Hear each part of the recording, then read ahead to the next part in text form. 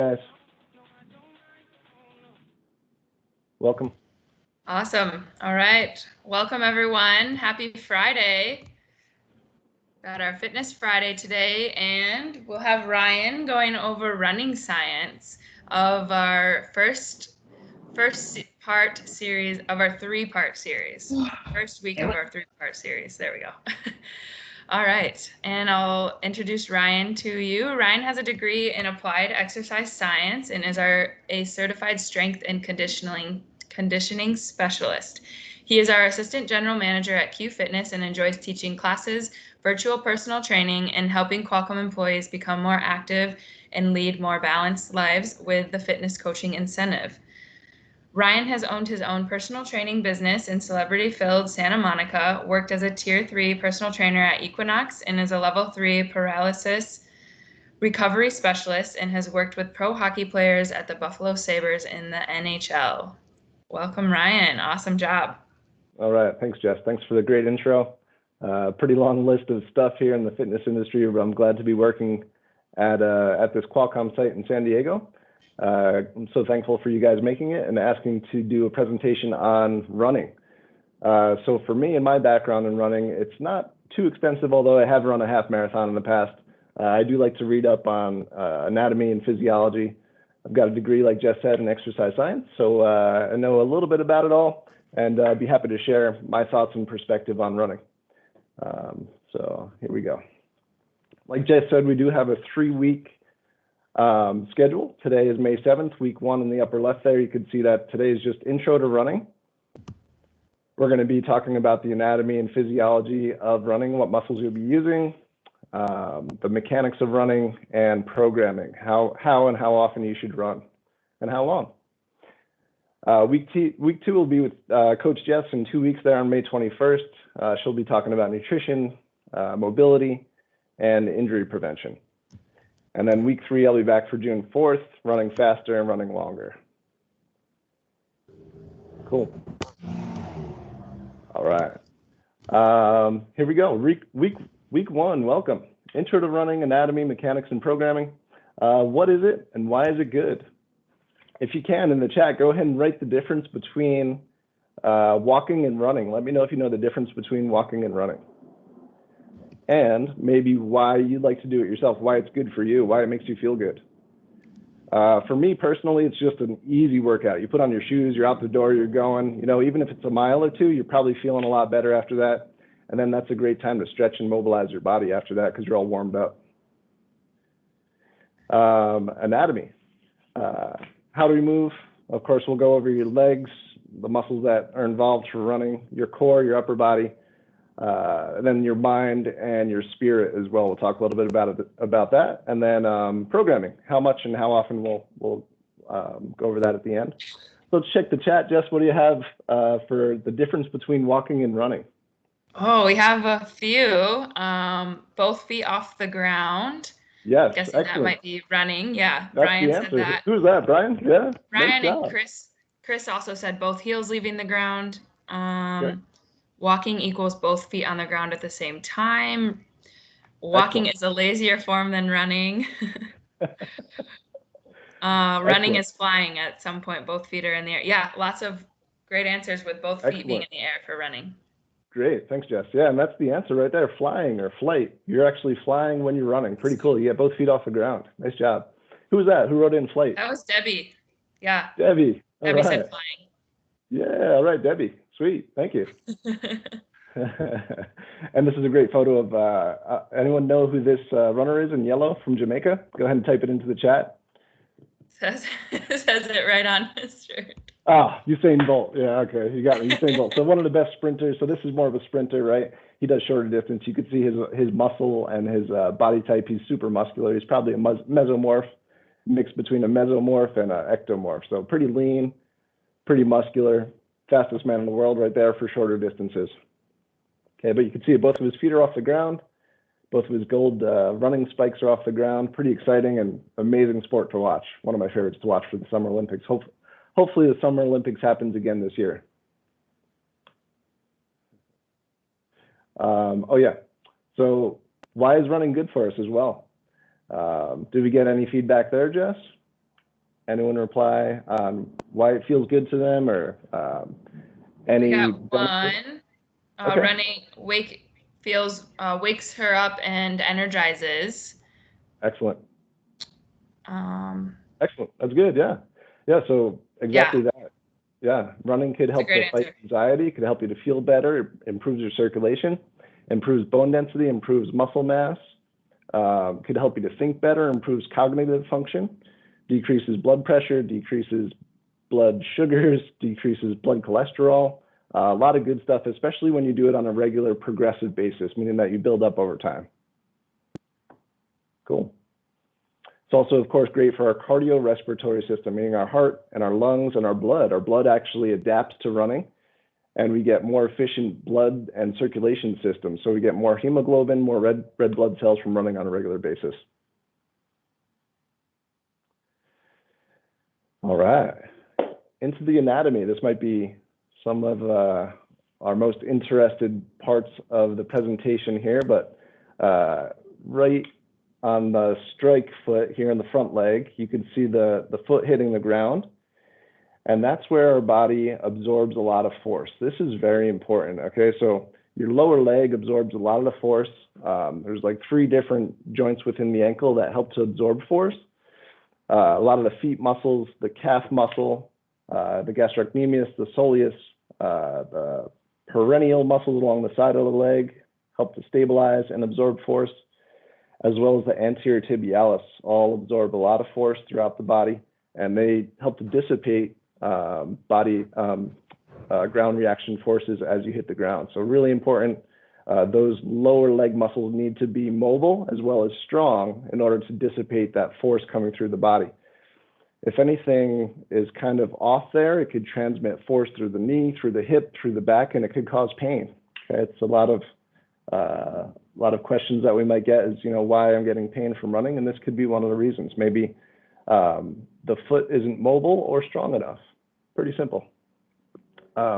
And then as you go into the swing phase, or as you go to swing the leg forward, that right knee you can see is in the air. I'll use my little cursor here.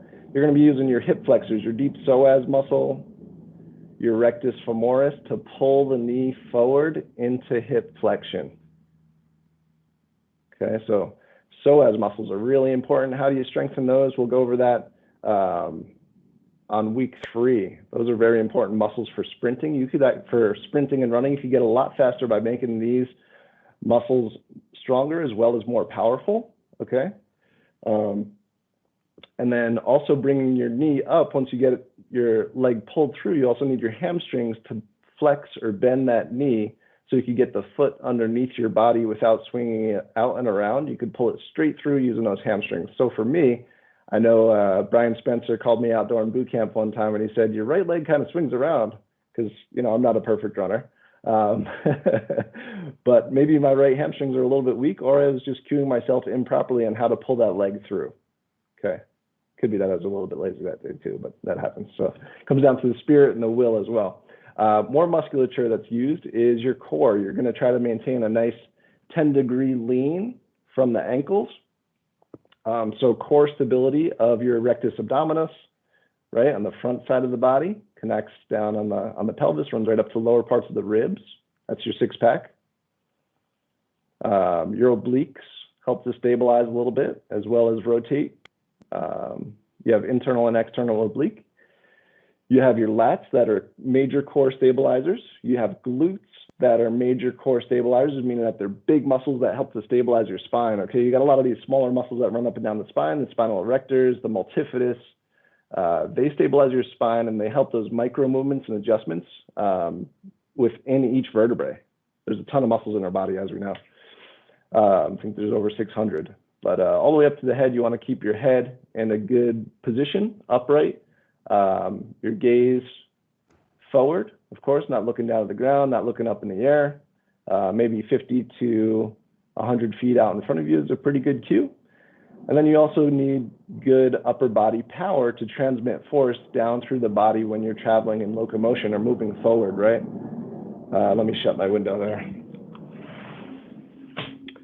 So having good mobility of the shoulders transmits down through the body to the feet to help you to generate torque to run faster. So sprinters in my college used to use a running drill for their upper body to generate power in a kneeling position. Awesome drill. Try it. If you're in tall kneeling, pumping your arms as fast as you can. You could even do it right now. Let me know if you can't see me, but I'm kneeling on both knees, and then you're just gently starting like this, slow motion. Your hands are pumping straight forward and back, and then you gradually go a little bit faster. And if you start pumping your arms as fast as you can, you might feel your knees start to come off the ground. That's your body generating force from your upper body down to your lower body. Pretty cool. And if you have a nice stable core, you're gonna be able to transmit force better. How are we doing, Jess? Any other questions about anatomy here? Nothing on anatomy. We do have a question. I was just answering it in the chat. I haven't sent it yet, but from Abba, she was asking how cardio, how is the cardio from classes like HIIT the same or different from cardio from running? What I was gonna say in reply was that really they're both good to get your heart rate up. I don't know if one is like gonna necessarily be better than the other. Obviously, you'll probably move more full body in HIIT classes and maybe do some weights as well, where running is just gonna be your body weight. But I think it comes, like, if you're wanting to decide, it might come down to like a personal preference. Great answer. I don't know if you have anything to add to that, Ryan. Great answer, Jess. Yeah, I like it. Thanks for the question there, Abba. I think that's a pretty spot on answer. Yeah, for some people, it comes down to progression over time. If you do want to get faster, then having some sort of program set in place.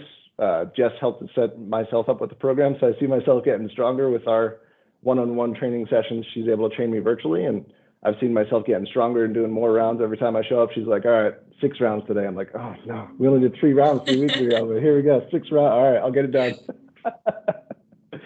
And this week I was like, well, thank goodness I wasn't late for this session, because I'm gonna need every minute of that full hour. We did. So back to the anatomy, you also need to make it a priority, right? Steve Bitterman, one of our regular class attendees, makes it a major priority in his life to get his fitness in, and that helps the rest of his life. Helps to give him a break, helps him to de-stress a little bit, and most importantly, he makes it a priority, and now it's a habit for him. So your mind is one of the things that helps you to get out there and do it. That's how you move, right? And then your spirit, are you willing to go and do it? Some people, they would just rather not, and to each his own. That's fine. Mm-hmm. All right, running mechanics. So here we go. There's 2 phases of running mechanics. There's the stance phase, and then there's the flight phase, just like what Debbie said. Nice job, Debbie. You get bonus points. We got to get you a sticker or a star when we see you in person. So there's 3 parts of the stance phase. And when your foot strikes the ground in this A position up here on the upper left, you're transmitting force as much as 3 times your body weight on each foot. How crazy is that? So for me, that's like 650 pounds per step per leg. It's crazy. Wow. Yep. Pretty intense. So just think about that and give yourself time and be patient when you're building your running program. So allow your body to have those anatomical and physiological, the time to just build up over time, because your bone density is getting stronger, your tendons are getting stronger and thicker, your muscles are getting stronger and thicker as you add mileage and time on your feet. Okay. The other note I have here under foot strike is that your foot should land under your hip. So this model is pretty good here. His foot is landing underneath his hip.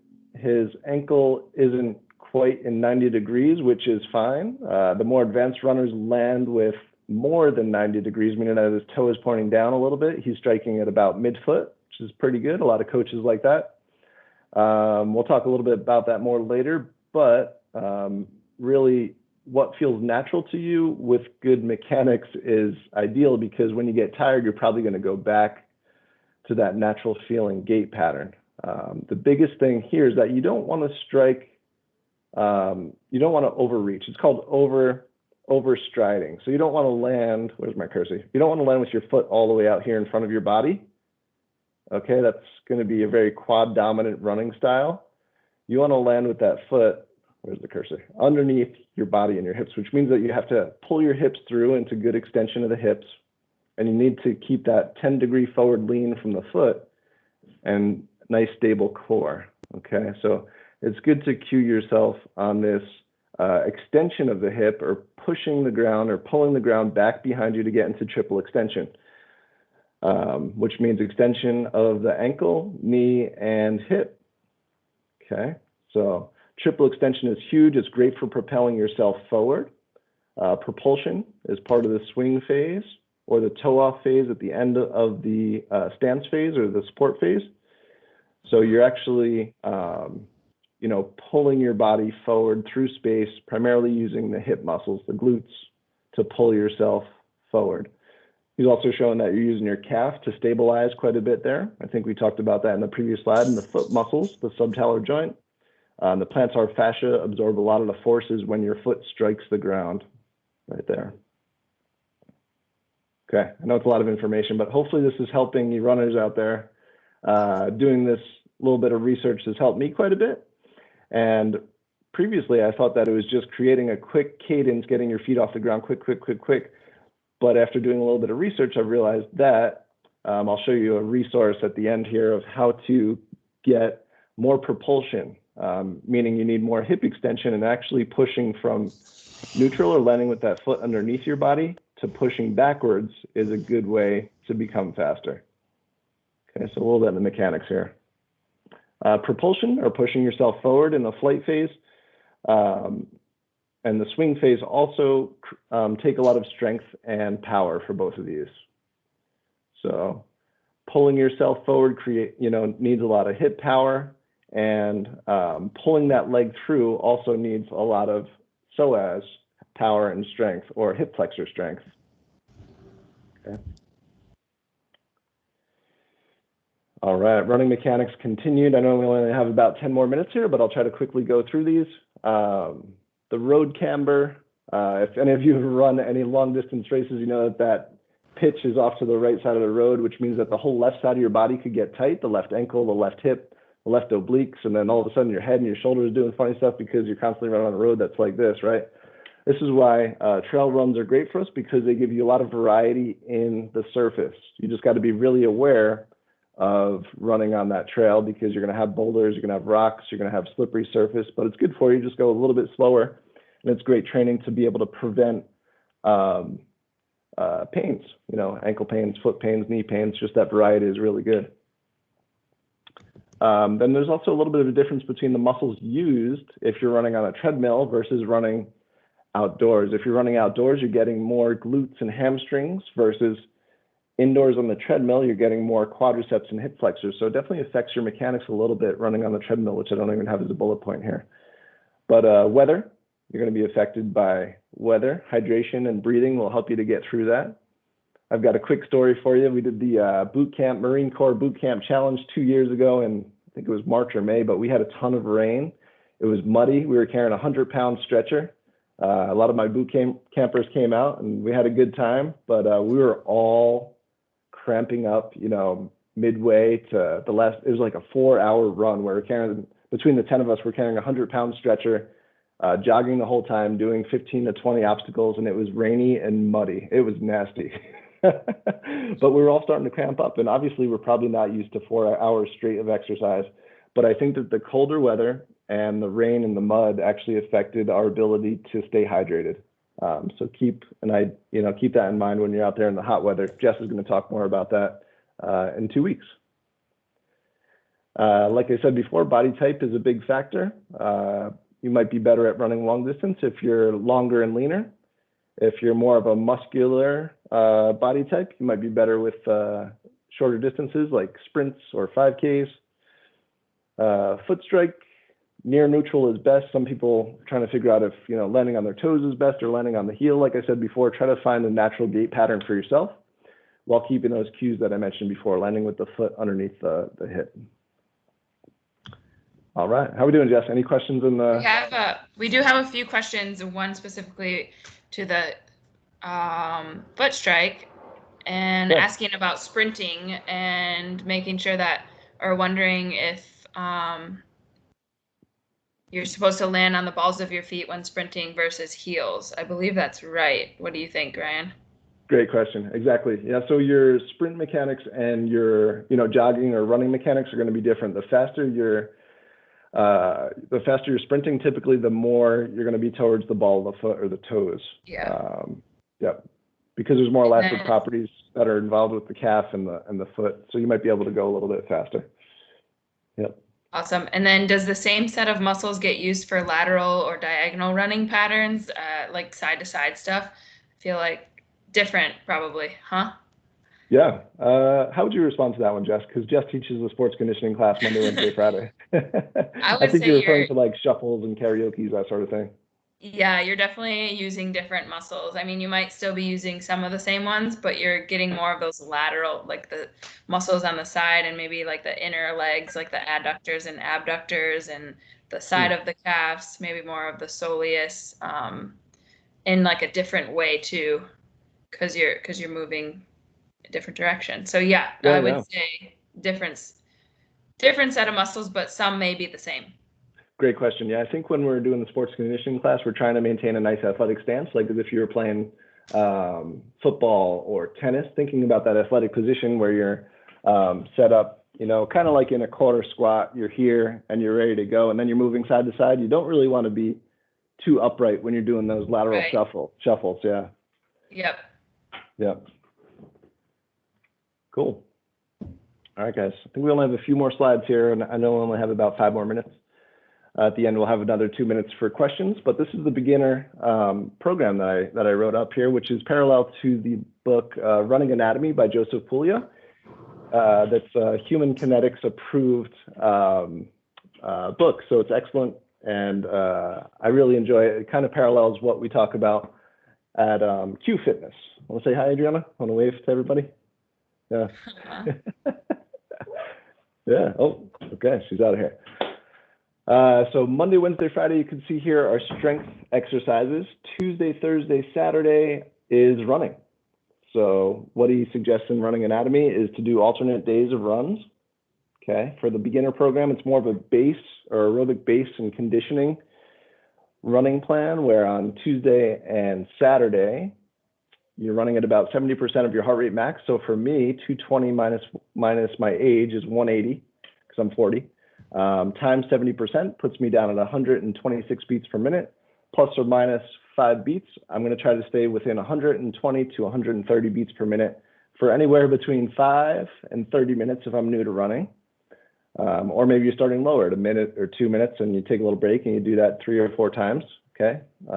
But either way, if you're trying to build your base, start small, gradually build up. They say building with about 10% of an increase weekly gives your muscles, your bones, your joints, everything enough time to adjust.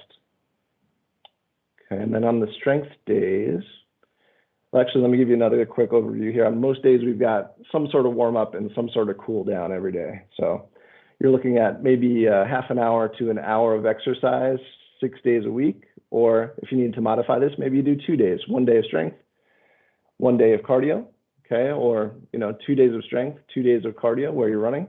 And if you're getting pains running, then maybe you modify and get on the bike or the elliptical, or you try a trail run or hike like what we were talking about before. But you can see here that we've got the running drills, A, B, C. These are great ways to improve your technique while running. They're in Joseph Puglia's book, The Running Anatomy. I highly suggest you go and get it. I think it's like $10 on Amazon. I'll go through them probably in week 3 as well. But stretching is definitely important. Making sure that all of your joints are mobile and strong. So that's why the strength is in here, because the strength and the power is going to help you to become stronger and faster, as well as the muscle endurance.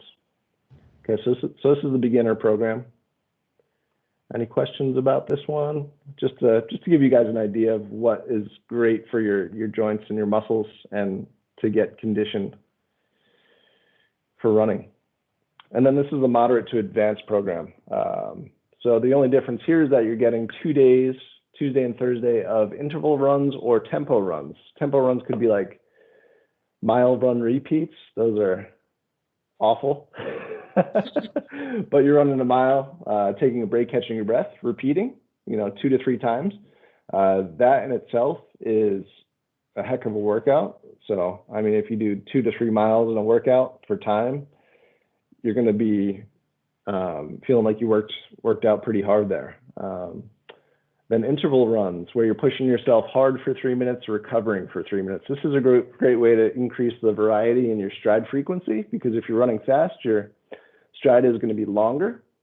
If you're running slow, your stride is going to be shorter. And that variety is going to be good for your joints.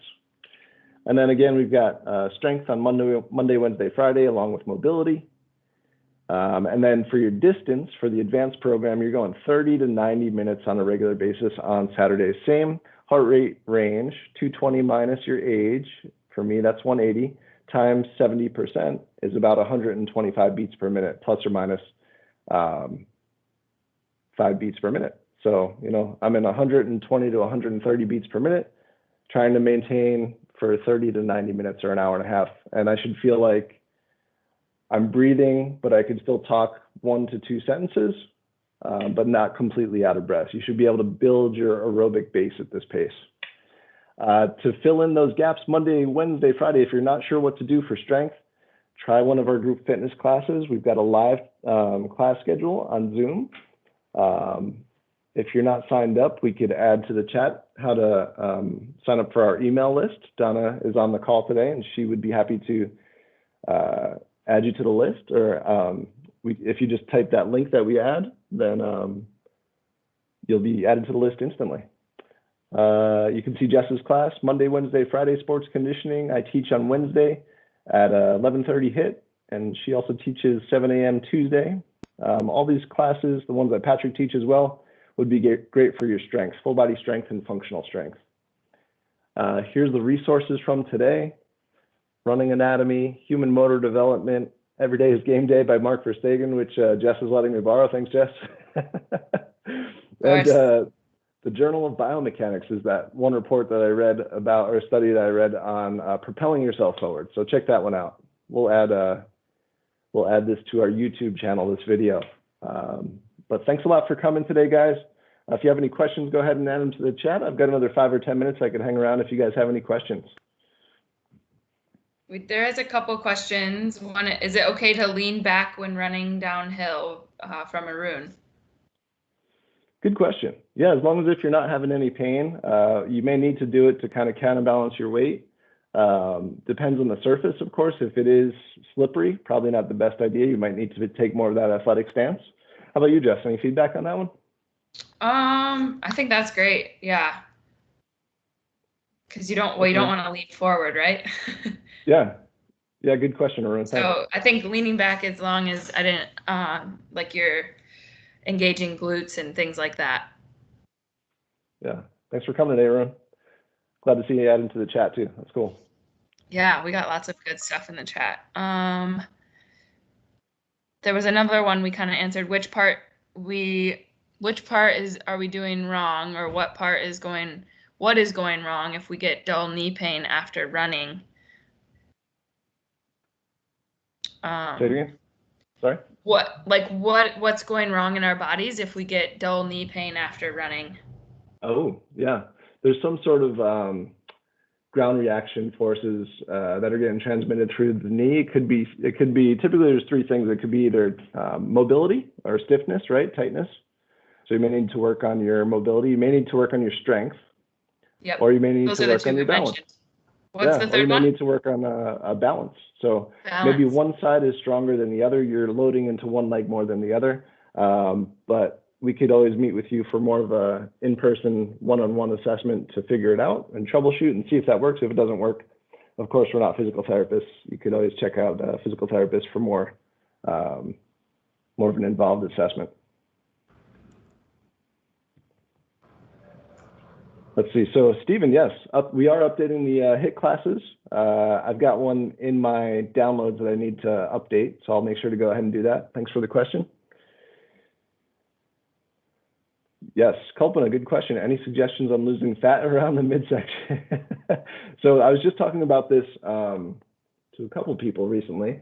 A combination of our 2 exercises. So take Jess's class at 8 a.m. sports conditioning for an hour, and then run in that zone that I just talked about. 70% is great for fat burning. You should be able to talk 2 to 3 sentences, but you're breathing relatively heavy. It's a good fat burning zone after you burn the sugars out of your system in Jess's class. So you got a lot of sugar storage systems, your bloodstream, your liver. There's another spot, liver. I don't know. There's a lot of storage places for sugar within your body, but once you burn those out of your system, you could access some of the fat cells within your body. So I've got a client who's like 55 years old, and he was training with me for 45 minutes, strength training, primarily some agility stuff, similar to Jess's class.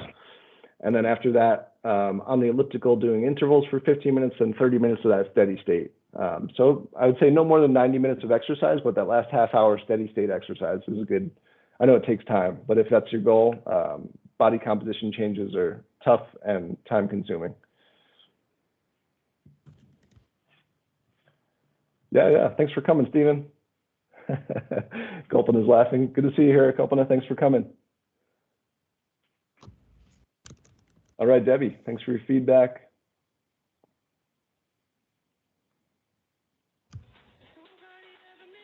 Thank you guys. This is awesome. Yeah. Motion, thanks for coming. Which part we do wrong if we get a building? Okay, we answered that one already. Good. Nan, I don't pay much attention to my gait when I run. I just try to get the distance in and get to where I was going. All right, Nan, cool. That does it. If that works for you, great. Yeah. Question about foot strike for sprinting. We went over that one. Good. All right. So I think that'll wrap it up. Jess, you have anything else for us? No, great job, Ryan. Very informative. Yeah, and thanks you. For all the thank you guys. questions and feedback and interaction in the chat, everyone. Agreed. Thanks a lot, guys. Yeah, thanks for coming. Great job. Thanks, Donna. Yeah. Thanks for coming. Yeah, it's great. Yeah. All right. Mark's here again this week. Glad you made it. Glad you made it back. I have another meeting, guys, so I'm going to hop off.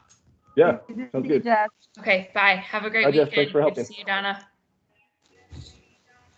Yeah, same here. I've got a meeting. I think I'm going to hop off, but I will record. I think Jess recorded it, so we'll be able to post this to YouTube. Great.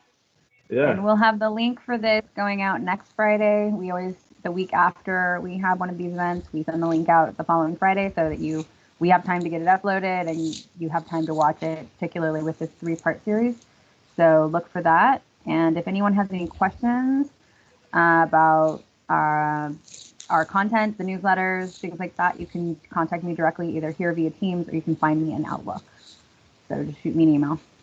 Excellent. Thanks, Donna. Thanks, Paris, Frank. good to see you Great here. job. Yeah, thank you. Hey, Kathy, glad you made it. Juan. All right. Nick. Awesome. Thank you. What? Yeah. Thanks for coming.